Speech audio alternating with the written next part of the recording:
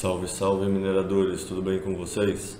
Antes da gente começar esse episódio do Mining the Future, só queria fazer um disclaimer que acho que ficou mais implícito na gravação do que realmente explícito, que é o seguinte: a Arthur Mining não está envolvida nesse processo jurídico legal que o Ray está tocando. O Ray é nosso CEO e está tocando isso porque ele tem muitos contatos, conhece muita gente no ecossistema e sente uma responsabilidade de proteger a imagem do ecossistema mesmo. No fundo, esse colapso da FTX gera um grande arranhão na reputação do nosso ecossistema e é muito importante ter pessoas como o Ray tomando a frente para cuidar desse tipo de ação legal.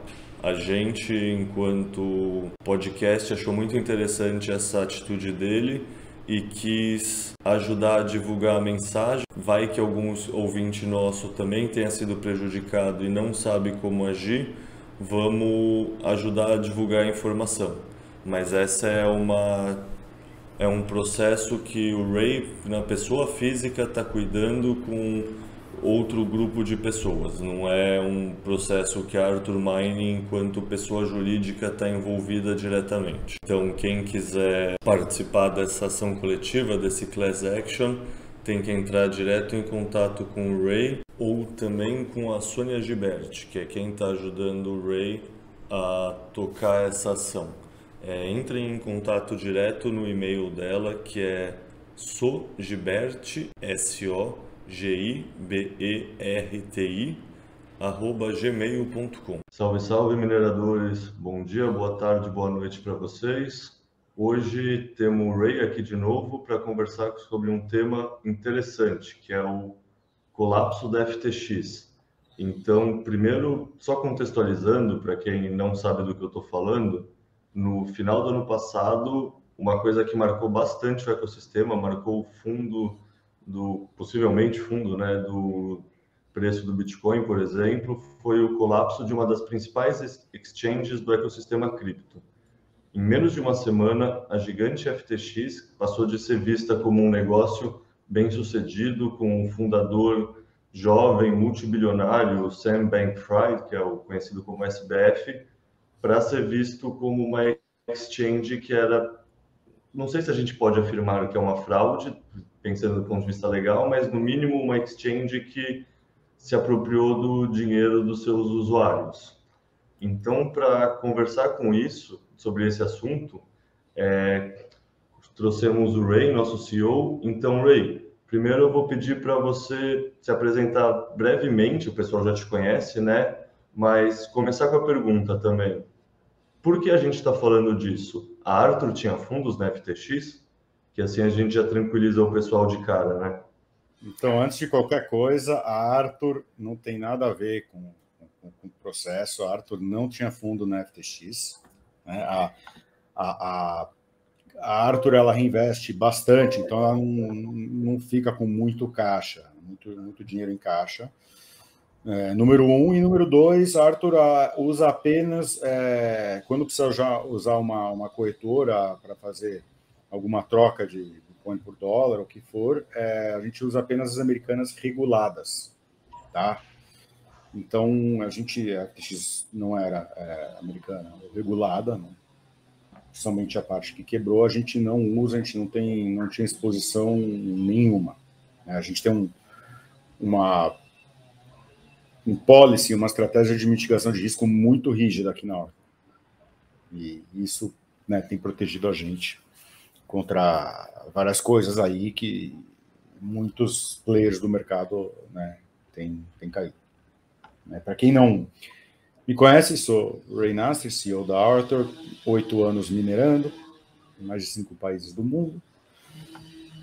Apaixonado por Bitcoin e mineração de Bitcoin, como quase todos somos aqui. Também tenho 25 anos de mercado financeiro, tá? Experiência de derivativos, gestão de fundos e trading. Ou seja, estou muito familiarizado com as exchanges, com a FTX, o que a FTX fazia, deixava de fazer, com empréstimos, lending, alavancagem, o que alguém consegue fazer e não consegue fazer.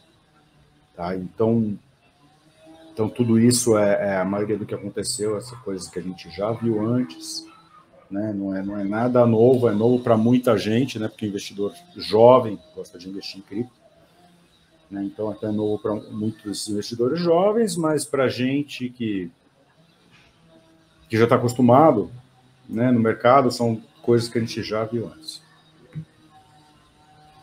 Boa. Vamos começar, então, fazendo uma síntese geral do que foi o colapso da FTX, né?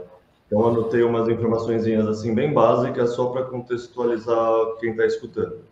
A FTX é uma exchange que foi fundada em maio de 2019 e em apenas 3 anos ela se tornou uma empresa multibilionária. Isso sempre me causou espanto, assim, sabe? Tipo, da onde eles conseguiram capital e como eles conseguiram escalar um negócio tão rápido. E escalar um negócio não é uma tarefa simples, assim, né? Tem muito questão legal, questão jurídica, abrindo jurisdições diferentes, etc. Então, começando pelo começo, Ray, quem eram os fundadores da FTX e de onde veio o capital para construir uma empresa como essa, tão grande em tão pouco tempo? O fundador mais conhecido da FTX, que a gente conhece como SBF, Samuel Bankman-Fried, né? Um gordinho com cabelo todo, que acho que com cabelo que ganhou a guerra contra a escova, muito jovem, tá? 30 e poucos anos. O Sam ganhou muito dinheiro arbitrando moedas no âmbito cripto. Então, ele fazia exchange entre Japão, Coreia, Estados Unidos e euro, intra-exchanges, né, com stablecoins. Então, ele ganhou bastante dinheiro fazendo isso, e aí ele começou a FTX, que cresceu para ser uma das maiores corretoras do mundo muito rápido. Tá? Por quê? Porque a FTX tinha um user interface muito bom. Ela foi uma das primeiras, tá, a oferecer facilmente, de fácil acesso, ao usuário poder emprestar suas moedas, né? Emprestar suas moedas ou pegar moedas emprestadas, você deixava uma moeda de lastro, um ativo de lastro e pegava o outro ativo emprestado, né? Começou a oferecer futuros, todo tipo de derivativos, começou a oferecer até apostas, né? Por exemplo, tinha aposta do Bolsonaro contra o Lula aqui no Brasil. Se quisesse postar no Bolsonaro, ou se quisesse postar na vitória do Lula.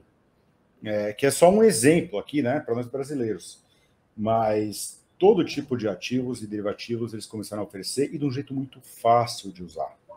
Tá? A plataforma era muito boa, a plataforma era... Você conseguia criar subcontas, tá? Era fácil acesso, você fazia o teu onboarding relativamente rápido. Então, ele criou um produto de qualidade?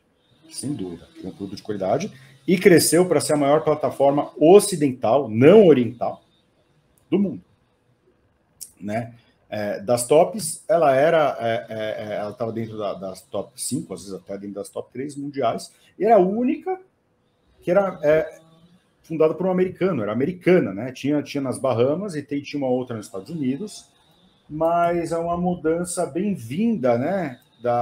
De uma Binance, Huobi, OKEx, todos esses outros corretores que a gente conhece muito bem, que são, né, de origem asiática, e que são mais misteriosas. Né? A FTX tinha uma sede, tinha alguém para ficar respondendo. O próprio Samuel Bankman-Fried fez muita doação para os democratas, né, os americanos. Ele foi o segundo maior doador na pessoa física da campanha do Joe Biden, que virou depois presidente. Tá? Tinha professores de MIT, professores de Yale, todo mundo envolvido, tá, com ele. E, né, inicialmente a gente acha, são pessoas muito inteligentes e que criaram um produto muito legal de usar. Por isso que cresceu muito rapidamente, sabe? Que muitas das funções que a Binance tem hoje no Brasil, que você manda um Pix, o Pix volta, você consegue colocar dinheiro direto na Binance, a Binance te paga de volta o teu dinheiro na conta bancária aqui, a FTX fez antes. Né? Então, por isso cresceu bastante, né? Está trabalhando bastante com uma empresa aqui chamada Transfero também. Criaram produtos muito bons. Foi uma empresa que cresceu, realmente cresceu bastante e bem rápido, tá? E não foi crescimento orgânico puramente, obviamente tem muito investimento, tem muito rounds, né, de capital, valuations bem altos. A FTX se beneficiou 100% do momento de liquidez aumentada no mercado, aquele momento que você investia em besteiras como NFT e metaverso, né, que todo mundo não sabia onde investir, então eu colocava dinheiro. Imagina colocar na FTX. Né? Tem até uma carta da Sequoia, que é um dos maiores fundos, né, de investimentos do mundo, falando, que legal, a gente investiu no FTX, e aí na reunião da gente, que a gente teve com o Sam Bankman-Fried, ele estava jogando joguinho no celular dele a reunião toda, aí a gente deu para eles 200 milhões de dólares. Que legal! Ou seja, esse é o estado que o mundo se encontrava. Tá? Completamente irracional e jogando dinheiro em quem criava mais hype. Não tinha fundamento, não tinha nada, não tinha due diligence, era o dinheiro que tinha mais hype. Então a FTX pegou essa onda e conseguiu crescer. Assim, né? Esse é o básico, esse é o ponto mais importante como ela cresceu. Mas Ray, você falando tudo isso, a lógica faz sentido, mas sabe o que fica na minha cabeça? Mas e a Coinbase, e a Gemini, e a Kraken, que são outras corretoras também americanas, que assim, a Coinbase existe desde 2013, se eu não me engano, 2012. Sim. Assim, eles não são incompetentes. Tipo, assumir que, sei lá, tipo, aqui... Por que elas não conseguiram captar recurso tão bem, ou sem due diligence que nem a Sequoia? Por que eles não conseguem contratar pessoas que façam um produto com uma interface, com uma user experience boa que nem a FTX fez? Me parece... Sim. Sabe, eles não não a são resposta é incompetentes. simples. A resposta é bem simples. A resposta é bem simples, tá? Vamos entender a FTX. A FTX tinha duas entidades. Tinha a FTX e a FTX.US, que é a corretora americana da FTX, que não tinha 10% da funcionalidade da FTX, Bahamas. Era uma corretora ocidental de um americano. Não americana, necessariamente. Tá? A Coinbase, a Kraken e a Gemini, inclusive a Arthur usa essas exchanges, são reguladas americanas. Reguladas. Estão em solo americano. Tá? Então, elas não podem ter derivativos. Ela não pode operar futuro. Você não pode operar futuro de Bitcoin numa corretora americana. Não pode.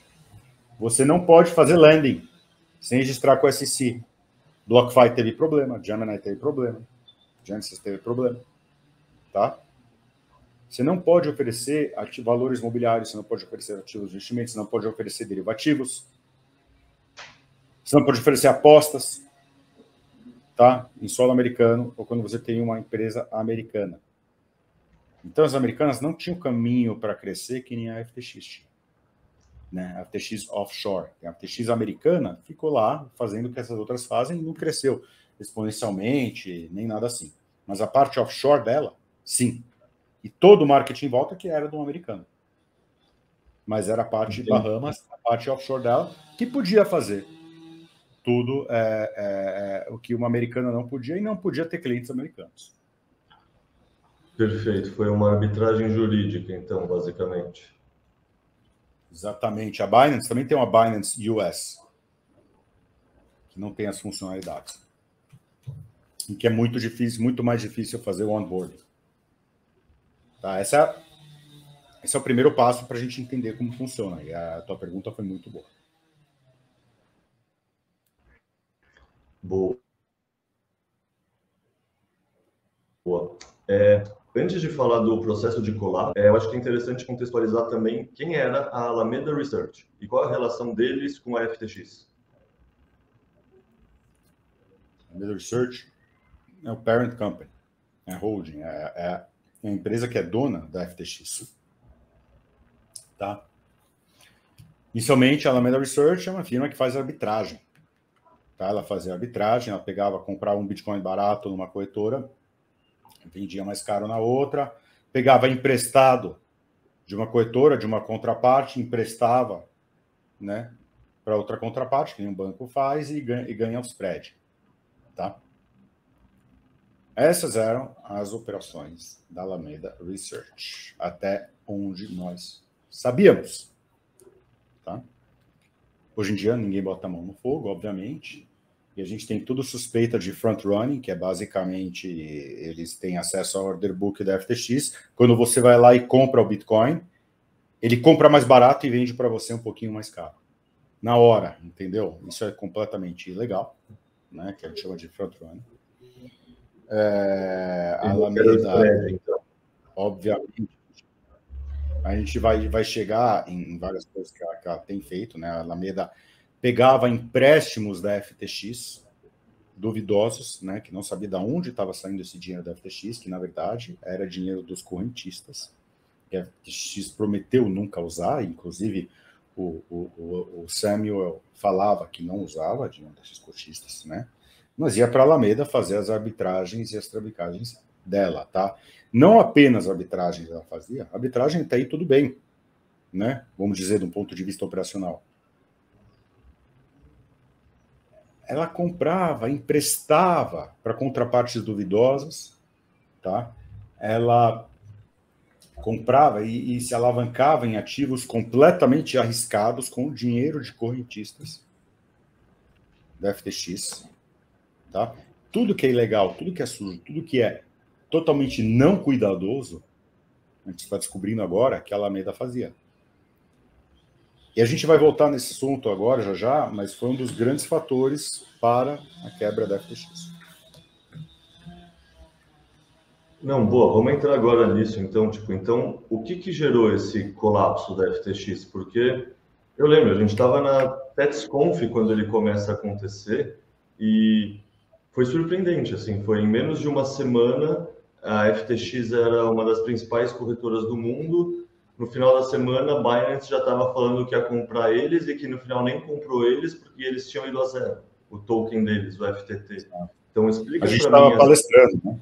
A gente estava na palestra sobre mitigação de carbono e meu telefone ficava vibrando. Assim. O que aconteceu? Entendeu? O que está acontecendo? Né? Então, antes de tudo,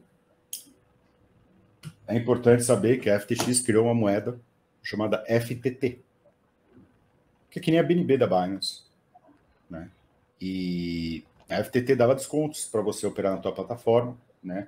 Se você era um fundo grande que operava arbitragem, que fazia muitos trades por segundo, muitos trades por minuto, você precisava ter, tá, uma reserva grande de FTT, de FTX token, para a gente reduzir os trades os FIIs, né, as taxas de transação. Se você faz 10 transações por minuto, você com a taxa reduzida, você pode ter rentabilidade muito melhor. Se você tem uma taxa alta, acaba com toda a tua rentabilidade. Tá? Então, todo mundo era obrigado a comprar FTT. Todos os fundos, todos os arbitragens, comprar FTT. A FTT também começou a servir de lastro para outros NFTs, tokens, metaverso, gaming, que a FTX estava criando, a FTX estava emitindo. Tá? Então, eles usaram, eles inflaram essa própria FTT e usaram ela como principal ativo do balanço deles. Como funciona, Caio? Uma moeda, cara, vamos dizer, tá? E isso que eu vou ensinar para vocês agora, isso acontece muito, acontece principalmente nos tokens, em tokens criados por brasileiros. As pessoas não conhecem, as pessoas não têm educação para saber quando uma coisa é um scam, quando uma coisa é perigosa, né? No caso do FTT, era mais difícil de saber, tá bom. Mas vou te dar um exemplo, tá? Eu vou criar o Pyramid Coin, tá? Eu vou criar o Pyramid Coin. Eu vou falar, olha, tá aqui o Pyramid Coin, melhor moeda do mundo, vai subir, vai para a lua, eu adoro Pyramid Coin, Twitter, blá, blá, blá, blá, blá, né? Shilling Coin, essa história que a gente vê.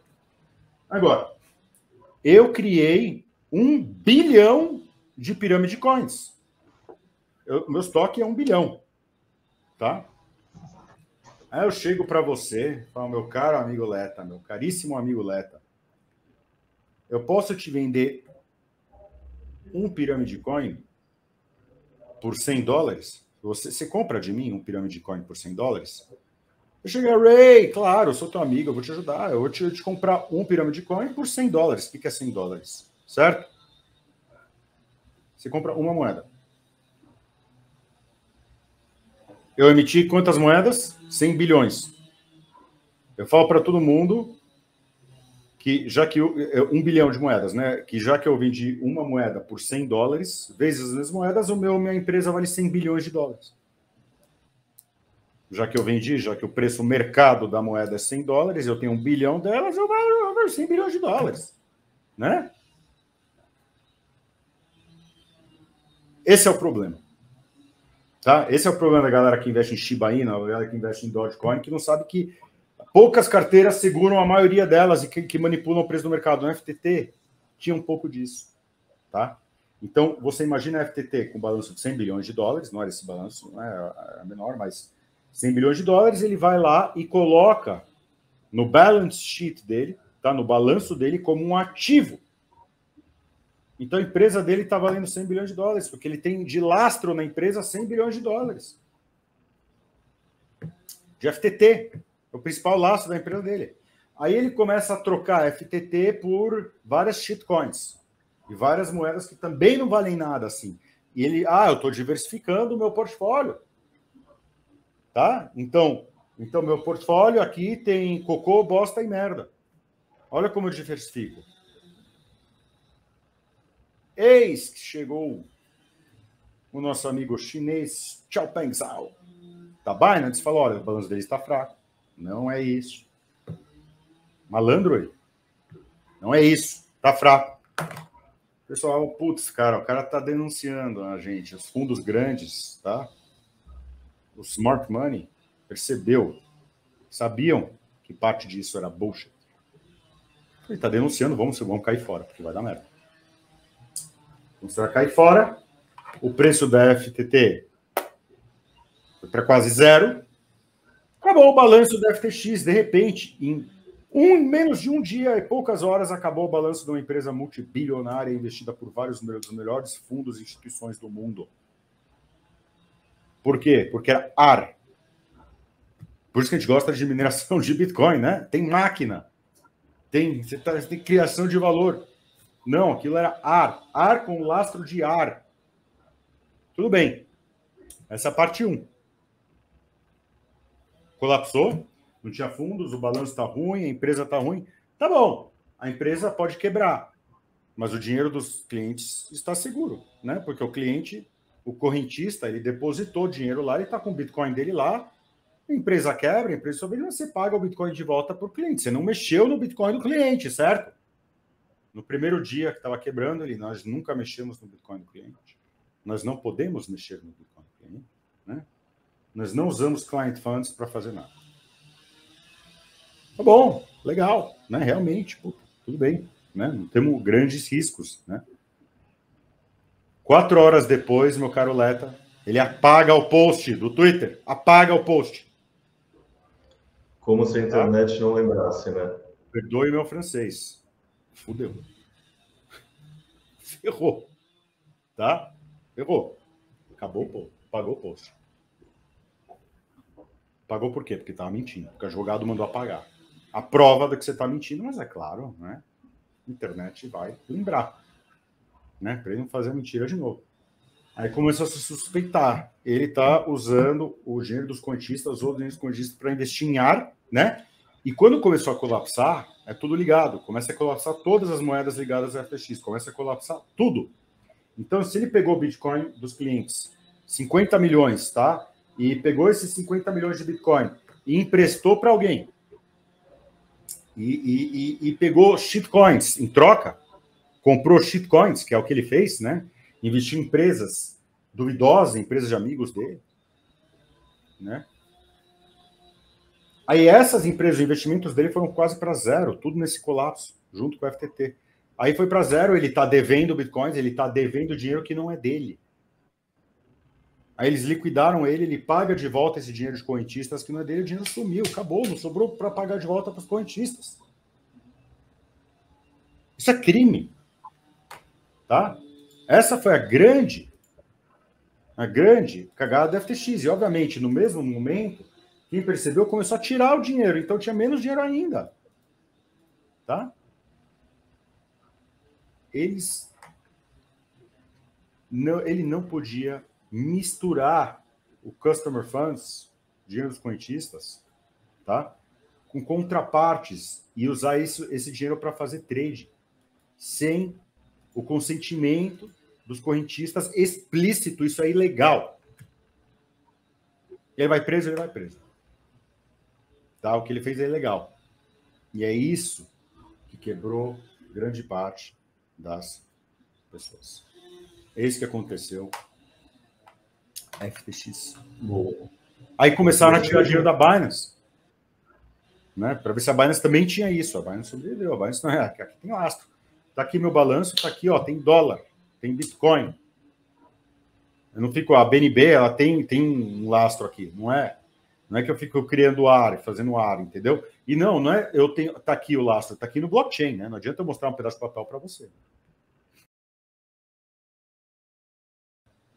Na FTX. Ok? O que não se fala é que, no mesmo tempo, o Sam Bankman-Fried investiu 500 milhões na Sequoia.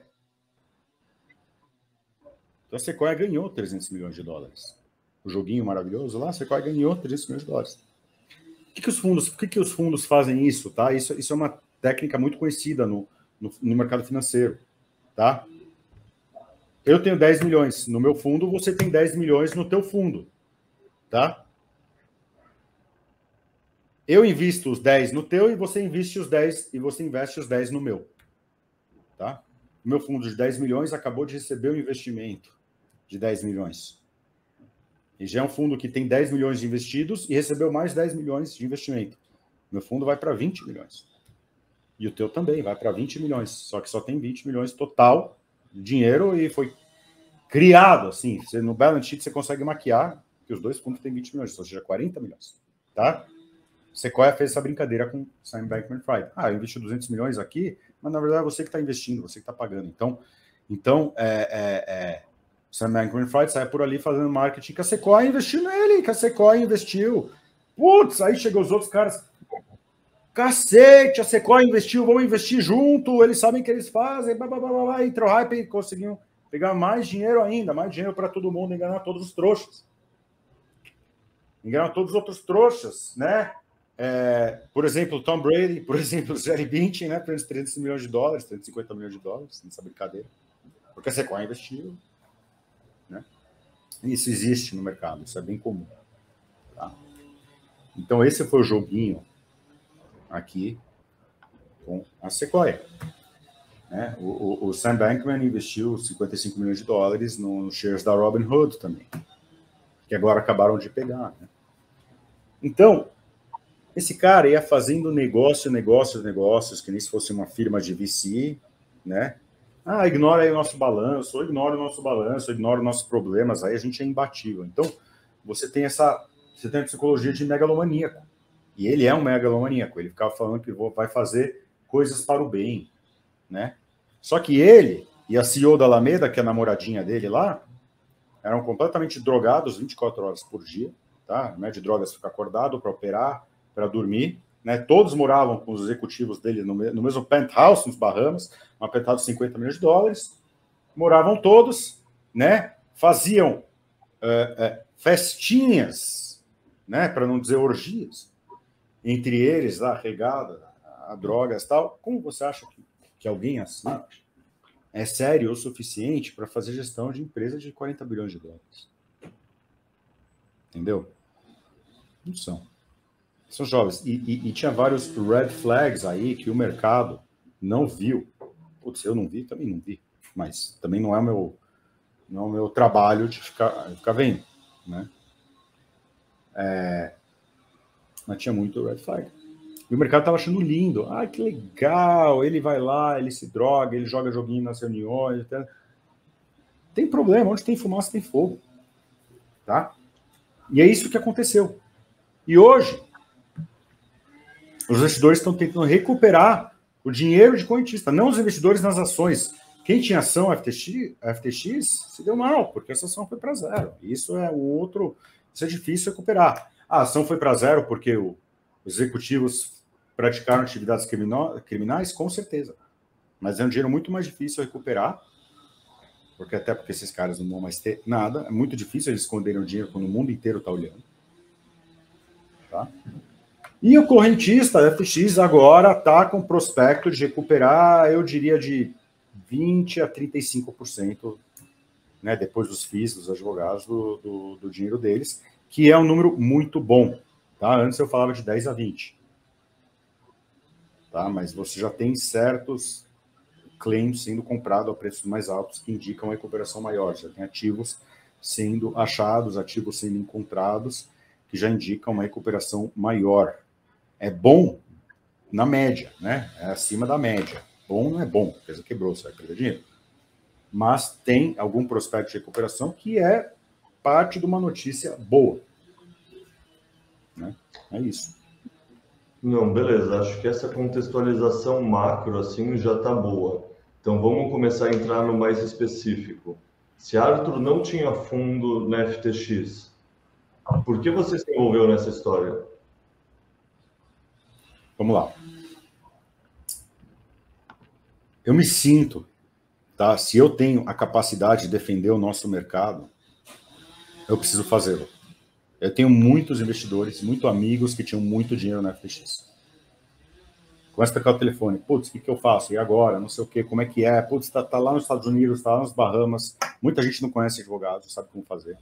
Eu já estive envolvido em class actions, tá? Principalmente da Bear Stearns em 2009 nos Estados Unidos. Eu sei como funciona. Eu conheço advogados, eu conheço o processo, eu conheço cripto, eu sei como investigar em blockchain.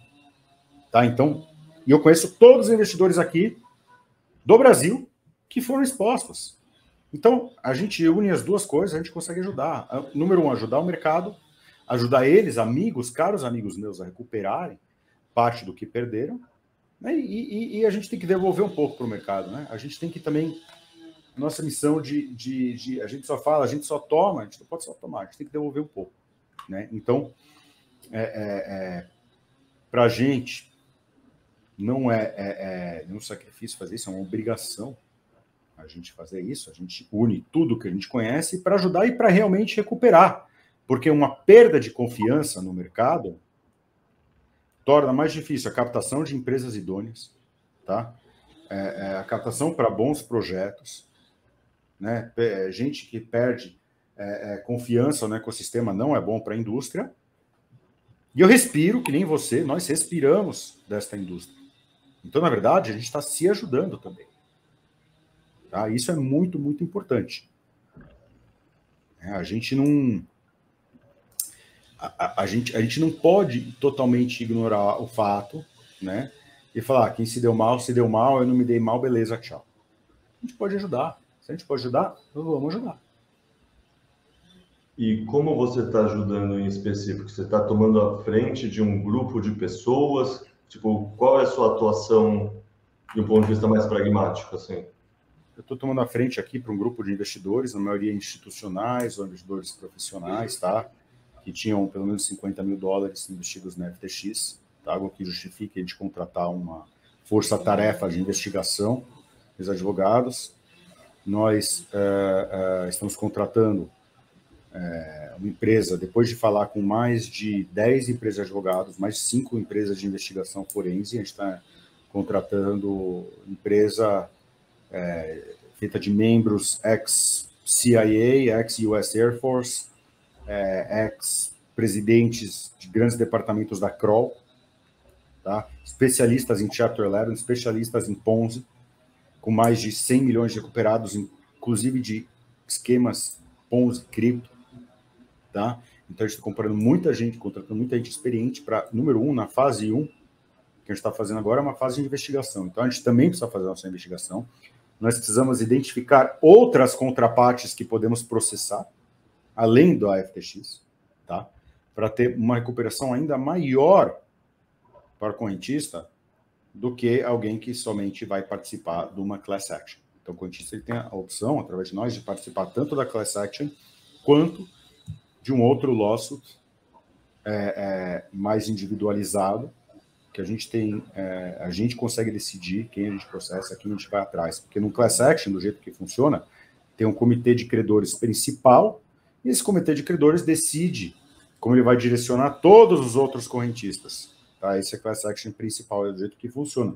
Você não tem uma fala, você não tem uma voz. Tá? E o comitê de credores, eu não estou feliz com eles, com o trustee normal, né? A gente pode entrar nas duas ações. Então, para quem entrar em uma, você pode entrar em 2, 3, 4 ações, fazer uma investigação, achar ativos, né? Ir atrás de uma Sequoia, ir atrás de um Silvergate, ir atrás de várias outras empresas que têm ativos, né, da FTX, que foram pagos pelo Sam Bankman-Fried da FTX, fazer uma investigação mais detalhada, né, em blockchain, usar empresas, CipherTrace, para você achar, né, Chain Analysis, para você achar ativos que foram desviados ou tentaram ser desviados.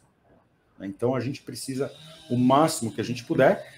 E para muita gente, muitos brasileiros aqui que falam, putz, aqui eu perdi $150 mil, mas o advogado eu vou contratar lá, ele vai querer $100 mil só para recuperar metade disso, entendeu? Então, não vale a pena para mim. Então, se a gente une um grupo de investidores e paga o advogado uma vez, é uma coisa que faz sentido.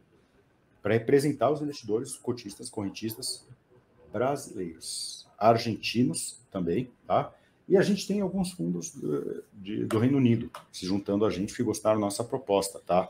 E até talvez alguma coisa no Oriente Médio. Então, nós somos um grupo de investidores no comitê e a gente vai se autorrepresentar.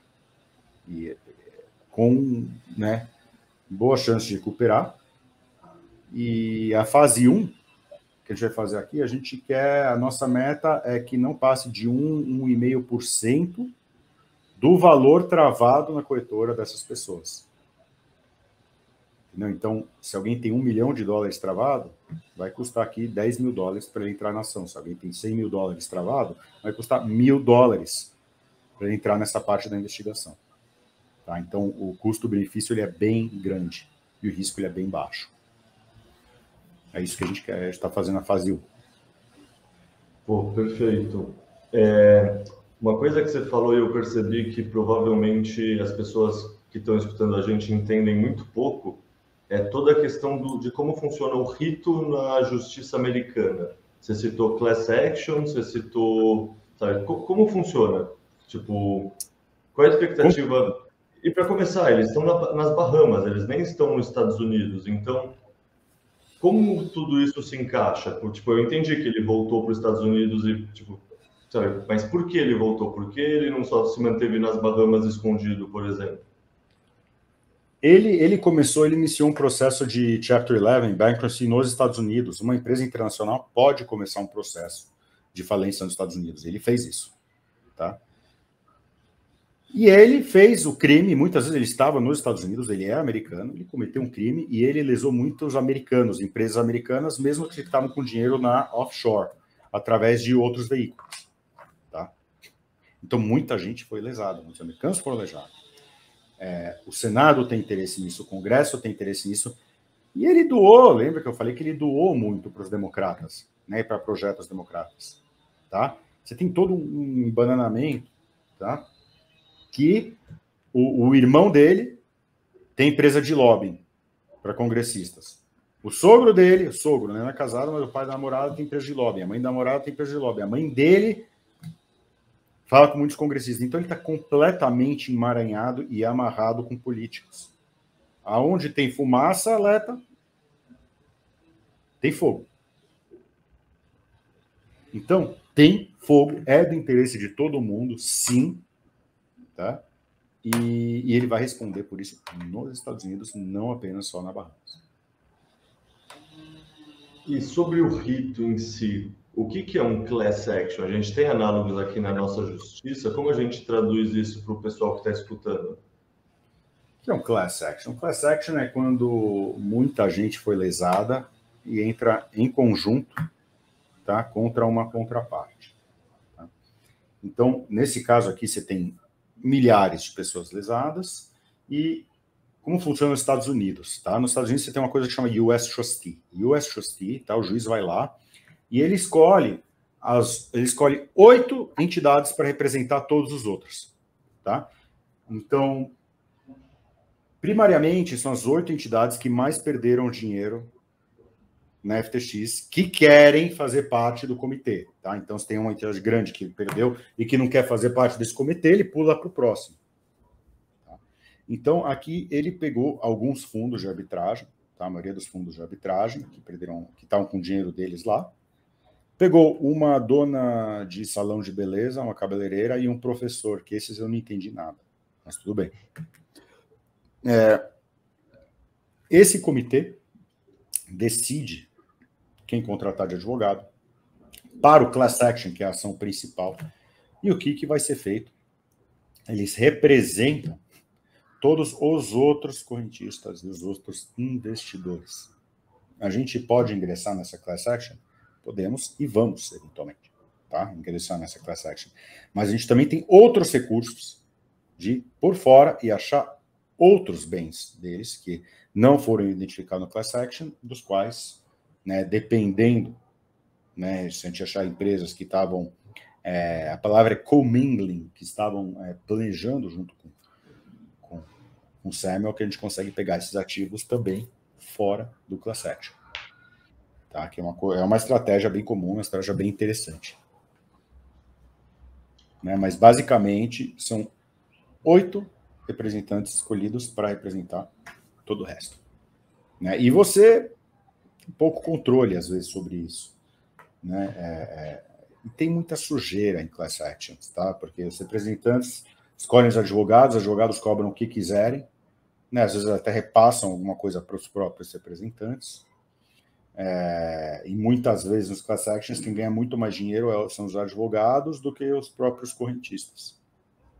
Tá? Então, essa putaria eu conheço, essa putaria eu já vi, essa putaria eu já fui vítima. Então, eu tô numa posição boa aqui para assessorar as pessoas. E qual estratégia você, então, está pensando? Entrar um pouco na class action, mas também fazer investigações paralelas para processar outros players que tivessem commingling, que você falou, tipo, conspirando junto. Exatamente. Na ordem oposta. Antes da investigação, dependendo do que vem da investigação, a gente tem ativos para... A gente tem resultados, ativos bons para ir atrás, vamos atrás. A gente não tem, vamos entrar só na class action, tá? Mas informação é o nome da solução aqui. Quanto mais a gente tem de informação, mais a gente vai conseguir ir atrás, tá? Dessas informações e das pessoas culpadas, tá? Então, a gente tem 2 caminhos. Podemos ir para o class action, podemos através de uma outra, um outro processo separado, podemos ir nos 2. Que for melhor, dependendo da informação que a gente pegou. Agora, na primeira fase nossa, a gente vai atrás da informação, a gente vai investigar. Vamos lá para os Bahamas, vamos lá para os Estados Unidos, vamos falar com todo mundo, vamos investigar todos os ativos, vamos ver todo mundo que ele fez doação, que ele não fez doação, que ele mandou dinheiro por fora, todas as carteiras do blockchain. Vamos ver empresas que ele investiu, não necessariamente através da FTX, através do nome dele, através do sogro, da tia, do porteiro dele. Real estate então, também, Ray? Porque tem toda aquela história que... Real estate já está no class action, né? Real estate já isso é mais fácil, o nome dele, o nome dos pais, aí tem... Quanto que era? Quase 200 imóveis, perto de 200 imóveis. Né? Mas isso aí dá 500 milhões de dólares, talvez 700 milhões de dólares, tem um rombo de 9 bi que eles estão levando para correntistas. Então, isso aqui é só uma parte, tá? Com tudo isso, tá? Estimando bem, assim, eu estimo que em volta de 10%, 15%, até uns 35%, 40% de recuperação hoje, tá? Devido a vários ativos que já foram encontrados, foi encontrado ativos, esses imobiliários, foi encontrado ativos no Silvergate, foi encontrados em várias outras shares, tá? Agora, onde o pessoal está se desentendendo é que o Sam Bankman-Fried, né, fala, a gente tem outros ativos no FTX, mas os ativos não valem nada. É só a precificação de uma moeda, uma shitcoin ou outra lá aumentar um pouco que o ativo, de repente, começa a valer mais. Entendeu? Então, tem muita incerteza em volta disso. tá? De quanto valem os ativos lá dentro da FTX. Uma Solana. Lembra Solana? Solana foi quase para zero, mas agora, recentemente, ela tem subido quase 100%. Muito mais, com prospecto de recuperação, né? Isso muda muitas coisas. Isso muda bastante. Tá? Por que ela está subindo? Ela vai manter, se ela vai manter, tem prospecto de conversão maior, porque a FTX tem muita Solana. Né? Então, são essas coisas também que importam bastante para o prospecto de recuperação. Tá bom? Perfeito. E pensando assim, porque eu lembro que ele voltou para os Estados Unidos, ele teve uma medida de prisão decretada, ele chegou a ficar preso um tempo e ele foi solto. Por que ele foi solto? Porque eu lembro que tinha uma história que a fiança dele era um valor na centena de milhão, e aí eles depositaram como garantia um imóvel. O imóvel não vale uma centena de milhão. Daí eu não entendi muito bem. O imóvel não vale nada. O imóvel dos pais dele. Que depositou que ele vai ficar naquele imóvel também. Eles prometeram que ele vai ficar dentro daquele imóvel, não vai sair daquele imóvel. Né? Soltaram. A fiança, o valor não chegou nem a 1% da fiança que eles queriam. 230 milhões, 200 milhões. O imóvel não vale 2 milhões. E colocou lá, em termos de dinheiro, não desembolsou dinheiro nenhum. Falaram que ele ia ficar preso lá naquele imóvel. Né? Realmente tem muita politicagem, tem muito lobby. Né? Eles são muito próximos de muitos políticos que eles fizeram doação, então isso deve afetar bastante. Mas não é que ele está solto. Ele está dentro daquele imóvel, que é dos pais. Está morando lá. Está dando entrevistas. Né? Ele é megalomaníaco, ele se acha invencível. Né? Quando ele fala, I'm sorry, você não pode acreditar nele. Tá? Porque a responsabilidade que ele tinha e o que ele fez mostra que ele é um psicopata, mostra que ele realmente é um megalomaníaco e um psicopata que não tinha remorso nenhum, continuava fazendo as festinhas dele enquanto tinha problemas enormes na empresa que ele ficava ignorando. Boa. E você que conversa bastante com os investidores, como eles estão sentindo tudo isso? Deu para sentir, por exemplo, que eles estão entendendo a diferença entre Bitcoin e as outras criptos? Eles isolam isso na FTX e não veem isso como uma coisa meio sistêmica no ecossistema cripto? Como você está sentindo esse retorno dos investidores que você conversa? Os investidores que eu tenho acesso, que eu falo, já sabem disso tudo.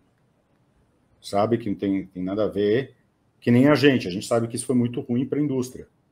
Né? Porque os fundos perderam interesse, os family offices têm medo agora de investir em operações que não tem nada a ver, né? Então, parte do capital que tinha aqui, que já estava secando por causa da liquidez global, começou a secar ainda mais para o mercado de cripto. Então, tem sido muito difícil se captar. Né? Nós, na Arthur, conseguimos fechar um round aqui de 5 milhões de dólares. Agora, nem a gente entende como. Foi uma coisa muito boa, obviamente. A gente tem tem prospectos muito bons. A nossa mineração de Bitcoin, então, é CAPEX, é criação de valor dia a dia, não é criação de valor falsa, a gente cria valor em Bitcoins, a gente liquida Bitcoins por dólar, mas quase ninguém conseguiu captar dinheiro, e principalmente por causa desse meteoro da FTX. Assusta muita gente, assusta. O investidor menor é o que ainda não entende a diferença entre Bitcoin, Bitcoin, armazenagem, custódia, e ele precisa ser educado. E a culpa disso, hoje, é dele.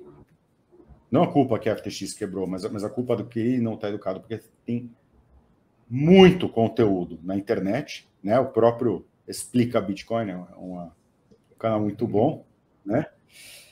E tem muito conteúdo. Vai procurar, vai falar sobre custódia, vai saber qual é a diferença entre Bitcoin e as outras moedas, vai saber qual que é a vantagem de você custodiar, né? Obviamente, na FTX, tinha suas vantagens se colocar a tua moeda na FTX. Você podia emprestar, você podia rentabilizar parte do teu dinheiro, você podia operar futuros, né? Não é para você pegar e guardar, você podia operar, você podia tentar rentabilizar. Então, ele tinha um risco a mais para quem queria espremer algum suquinho a mais do dinheiro deles. Aí é outra coisa. Né? Agora, quem deixava lá sem fazer nada, tá tomando risco à toa. Sim. Cara, ao longo do ano tiveram outros eventos bem grandes no ecossistema cripto como um todo, né? Teve a Terra Luna, que era aquela stablecoin que tinha uma criptomoeda que ajudava a dar lastro, que foi a zero. Teve BlockFi, teve Three Arrows Capital, tiveram vários eventos que foram impactantes.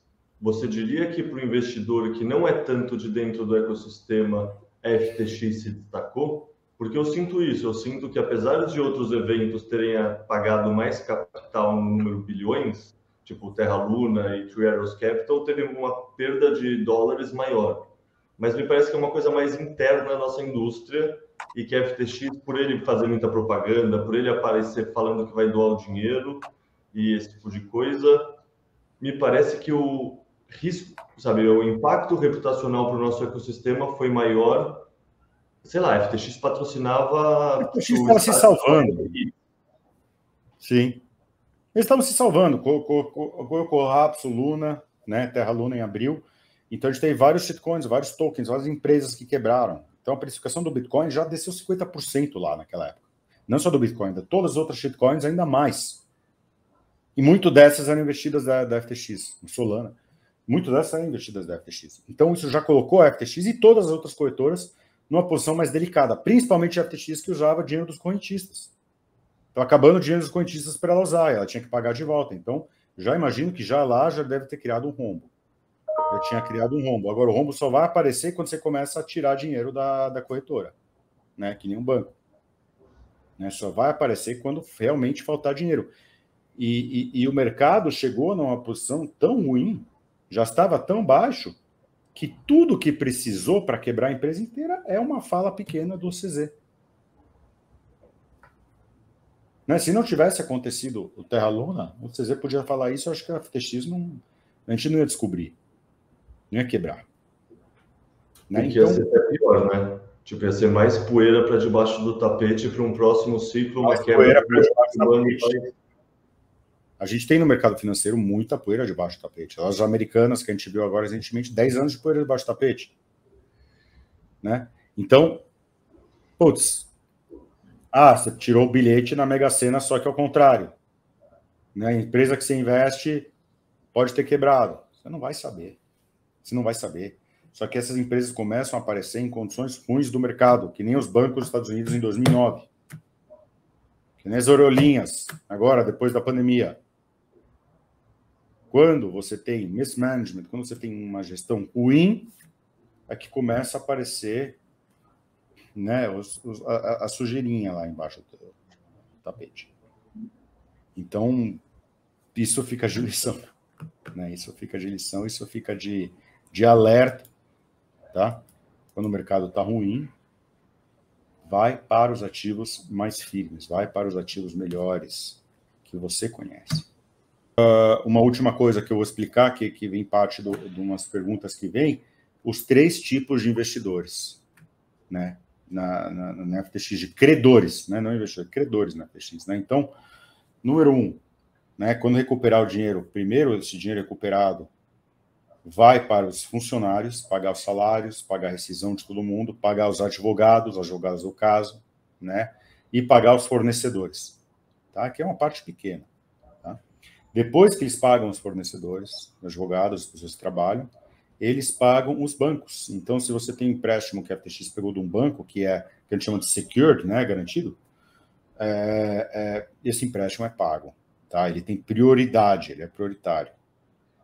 E os correntistas são os menos prioritários. A prioridade lá embaixo. Então, o que sobra vai ser pago vai ser para pagar os correntistas. Tá? E é daí que vem os 20% a 35%, 40% que a gente está calculando. Tá bom? Mas é isso, a gente está firme na cola deles, a gente não vai largar. Né? Eu tenho certeza que o Sam vai ser punido pelo que ele fez, mas isso não me importa. Me importa muito mais tentar recuperar alguma quantia o mais significativa possível para os correntistas que acreditaram na FTX, que acreditaram nesse mercado. Tá? Bom, perfeito. agradecer o seu tempo, Ray. Como sempre, um prazer conversar com você, aprendo bastante. E aquele abraço. Obrigado, meu querido. Um abraço.